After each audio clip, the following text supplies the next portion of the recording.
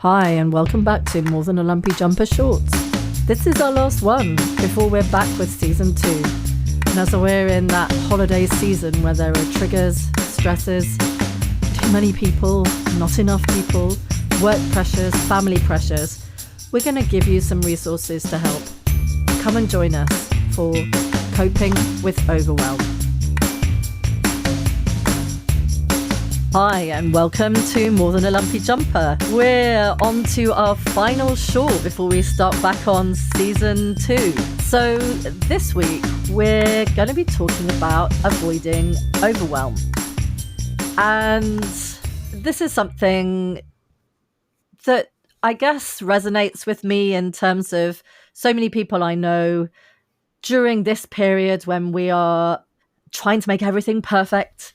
And we have lots of family and friends around, and we've got lots of other things going on, that it's just a time where many people become overwhelmed with emotion or overwhelmed with stress. Apparently, some research in 2018 in Sweden found that people had a large number of heart attacks, or then the number of heart attacks increased on Christmas Eve at 10 p.m. specifically was a time where there was a significant increase in heart attacks. I suspect it's not just Swedish people who suffer from overwhelm at that period of time. But so I really wanted to just have a little chat with you, Bobby, about maybe some of the things we can do to avoid getting to that dreadful stage and even getting to any stage approaching that.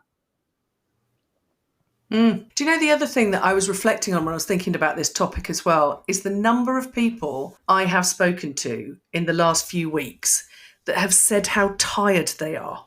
And I remember, even as a child, it's such a long school term that you're tired. And there just seems to be, I don't know, is it just me? But there seems to be a level of tiredness, and then we just lather Christmas on top of it.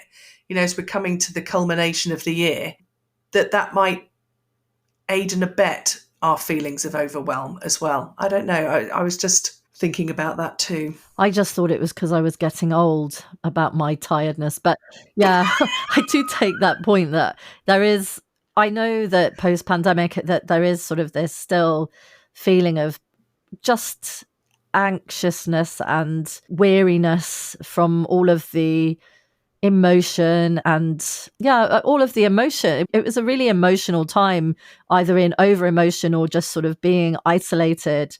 So yeah, I take your point about the weariness and being tired, and then this period of cooking and buying and wrapping and entertaining, and there's an awful lot of pressure. We see lots written as well now about the always on sort of way of living. So if it's like that anyway, and then let's add in germs, bugs, and then Christmas as well. I think that it is a good moment to be talking about overwhelm, because I think it's almost like overwhelm on steroids at this time of year. Yeah. So my first gift to help people address or think about or mitigate this feeling of being overwhelmed with emotions, responsibilities, just all the things. It's a link to a website, mentalhealthfirstaid.org. We'll put the link in later. But it gives a number of really, really simple tips to deal with when you start to recognize that feeling in yourself. And I guess maybe the first step is to recognize it. But it is to take a breath and step away. And I know that's often easier said than done, but it is a very simple thing. And even if it is only a couple of breaths, it can make a difference. And there are some breathing exercise links within that. Creating a no list. So we've talked about boundaries in other episodes, deciding what your priorities are and saying, I'm not going to agree to yet another party or to go and do things that I really don't have the energy for or the emotional resource for. And it at least gives you a sense of control over your own schedule. Don't do something if you really, really don't want to do it. Being kind to yourself. And I'll talk a little bit more about compassion to yourself in my second gift. You know, if you don't manage everything, if you can't keep everything perfect, That's fine. Just be kind to yourself and let it go. Ask for help if you need it. If there's social support networks, and we've talked about that very recently, how important they are. Reach out to those people. If you don't want to talk to a family member because they're the person causing the overwhelm, then go and talk to somebody else. And then finally, another top tip that we've talked about before, journaling. Write things down, just stream of consciousness, however you want to do it, unstructured, just get it out of your head. All really simple, doable things to help deal with overwhelm.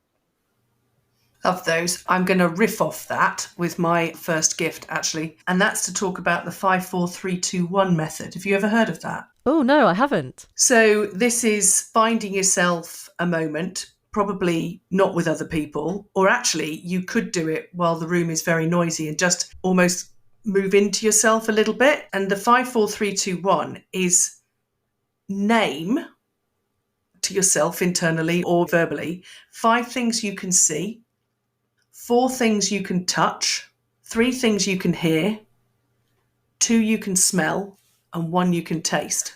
It's almost a practice you could do whilst you're getting ready in the morning, with the taste being the taste of the toothpaste while you're cleaning your teeth. But it actually just calms the nervous system just enough, that focusing back in. So I think that's another one to add to your list as well. Yeah, so that's my first gift. That's brilliant, Bobby. I've come across it, but it was called something different as a sort of tool in the toolkit, particularly I think they teach it to humanitarians in terms of dealing with traumatic experiences, just to give them time to step back, but obviously doesn't have to be used in those extreme circumstances. Yeah, that's really, really cool. And I'm a big fan of the sort of using the senses to calm or distract or self-soothe. So my second gift is about compassion to yourself, self-kindness. I think it's important for 2 reasons. One thing is often people get overwhelmed because they are trying to be perfect at things and are not so, and beat themselves up about not achieving the levels of perfection that they've set. And then secondly, they beat themselves up when they start to feel overwhelmed because they feel that they should be able to cope. And I've suffered from that a lot, and it's led to a burnout for me. And one of the things that I took up when I was doing lots of sort of development work on myself to heal was something called compassion-based resilience training, and the various different versions of it. But CBRT was the one that I used, and it's a mindfulness technique. And you go through various levels of mindfulness, but a big focus is on being compassionate to yourself and realizing how important it is to have that self-compassion rather than judging yourself and judging yourself harshly. And so I'll put that link in, but there's a video, a mindfulness, kindness to self, mindfulness meditation. So it's compassion-based focused therapy, and it's an 8-minute meditation that, if you get a chance or you start to feel overwhelmed, or you're going to get overwhelmed because everybody's going to descend on the house and you're worried about it being not clean enough, or somebody's going to criticize you, or that the turkey is not going to be cooked the right way, or the gravy isn't cooked the right way, then you can do that mindfulness meditation in the morning or listen to it while you're in the shower. Or if you just have to go outside and kick something, not an animate object but an inanimate object, then you can maybe listen to it while you're trying to cope with the helpful comments about how you should be cooking gravy. Marvellous. It never ceases to amaze me when we're doing this that we never tell each other what we're actually going to come up with. And yet they all sort of seem to somehow blend together. Like, I sort of know you quite Amazing, well. Huh? Weird. This is the joyous surprise of recording and then going, oh, this isn't going to sound all ridiculous. Or maybe it does. Who knows? Anyway, so I know you said a couple of gifts, but the things that I found do weave nicely together. So bear with, please, caller. So you were talking about the overwhelm and the needing to be kind to self.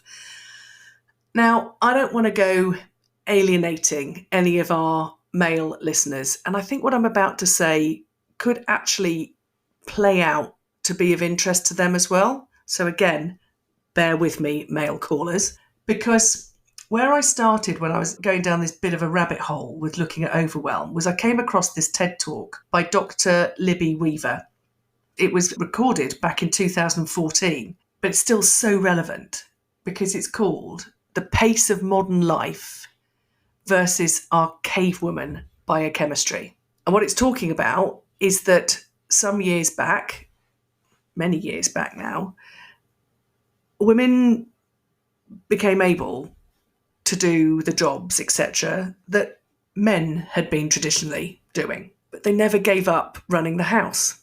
And as a result, my next gift, if somebody's still looking for a Christmas present that they're after, is her book, Rushing Woman's Syndrome, which actually talks about what that constant rushing and being in some state of overwhelm does to our nervous system, our adrenal glands, our reproductive system, our digestive system, and our emotional landscape. And I think the thing that's interesting when we think about that is that, and I have no research on this and I'm no scientist, but when you think about the changes in biochemistry, and we think about my partner for one, and what's happened to his biochemistry is the fact of him running a house, and for some years running a house by himself before I came along.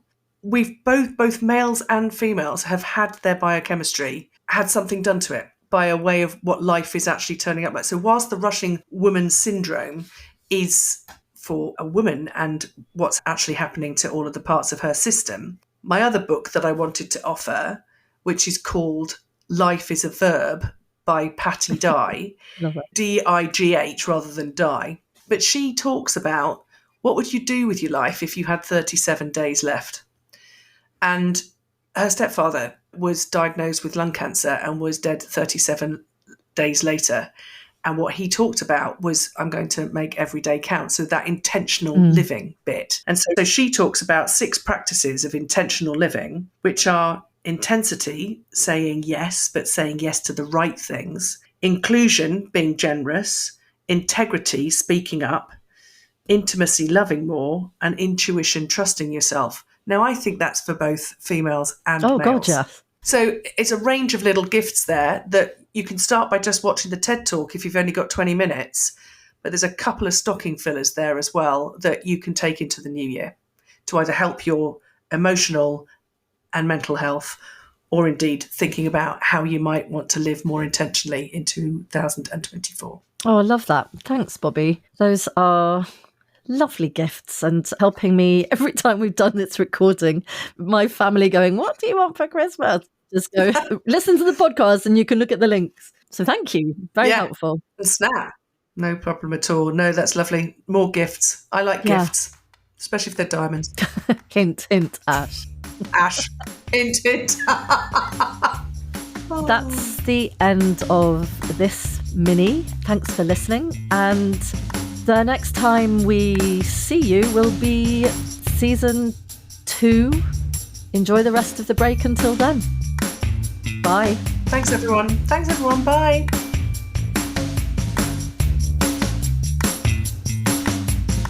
Thanks for listening. The resources are on the More Than a Lumpy Jumper website and on the Spotify page. Please do speak to someone if you aren't feeling okay. In the spirit of the new year, we're going to be back for season 2 next week with Being a Commitment in 2024. See you then.